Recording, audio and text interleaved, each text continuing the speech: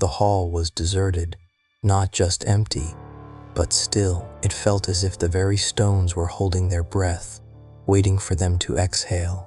Evren still clasped Kael's hand. Neither of them had let go. For the first time, they weren't glancing over their shoulders. They weren't plotting their next move.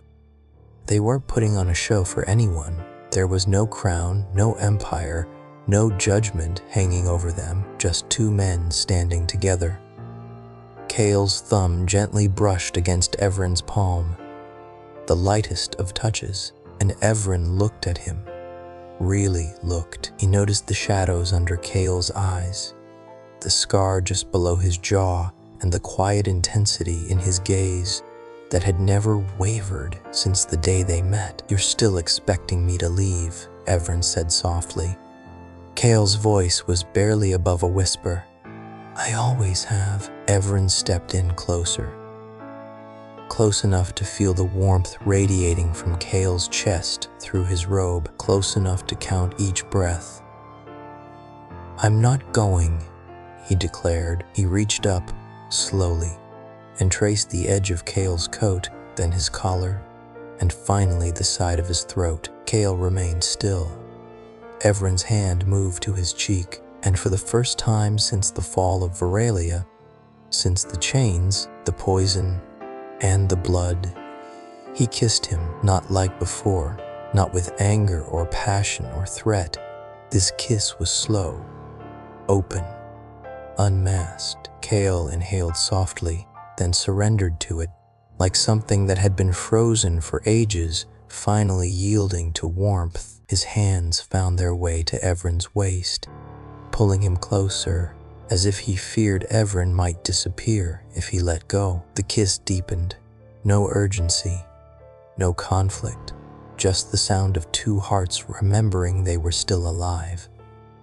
Evren's lips parted against Kael's, inviting him in, allowing him to feel everything he hadn't voiced, all the things he'd buried under layers of armor, grief, and sharp words. Their foreheads touched, and their lips found each other once more. Kael whispered softly between kisses, "Do you have any idea what it did to me, not killing you?" Evren leaned his forehead against Kael's. "Do you know what it did to me, surviving you?" Kael's hands found their way to his back, slipping beneath the robe, fingertips brushing against skin. Evren closed his eyes, breathing out against Kael's mouth. They moved together, step by step, until they reached the platform behind the throne. The stone seat loomed above them, empty, where power once resided. Now they sank to the floor. Together, Kael pulled Evren into his lap, robes parting, skin meeting skin. The contact was electric, not just from desire, but from the profound silence of finally feeling safe. Evren's hands roamed over Kael's chest, exploring slowly, discovering the texture of scars he hadn't earned, of warmth he never thought he'd crave. Kael kissed him again, this time slower, with a kind of reverence neither of them had ever believed they deserved. And then there were no words, just breath, just the gentle sound of robes shifting, hands memorizing, bodies surrendering. Not to dominance, not to victory, but to the rarest thing they'd ever allowed, trust. Time seemed to slow. They moved as if they were creating something with every touch, something that had never existed before, something neither of them had the words for, but both understood in the dark. Afterward, Kael lay back on the cold stone.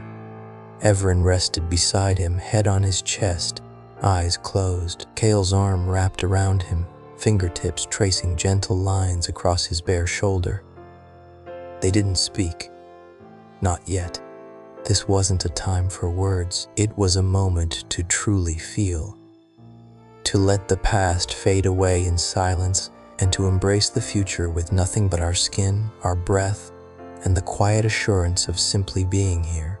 Kael leaned in, pressing a gentle kiss to Evren's throat, warm from sleep, unhurried, and filled with understanding. They lingered in silence for a while, the weight of the Empire looming just outside the door. Letters awaited, councils were in session, Borders still threatened to ignite, but in this moment, all that existed was the softness of sheets, the warmth of skin, and two men who had finally stopped pretending to be alone. Kael's voice, rough from sleep, broke the stillness. "You still don't wear the brooch." Evren offered a faint smirk. "I don't need a lion pinned to my chest." He reached down, took Kael's hand, and brought it to his lips. "I sleep beside one." Kael froze for a heartbeat, then whispered, "You're the only thing I've ever wanted that didn't come with blood." Evren's lips brushed the back of his hand again, softer this time. "That's a lie," he replied. "There was always blood." Kael nodded. "But not between us. Not anymore." Evren nestled into Kael's side, resting his head beneath his jaw. Kael held him tighter, and together, in the quiet warmth of their stolen morning, they let the past slip away, because this was no longer about survival. This was love.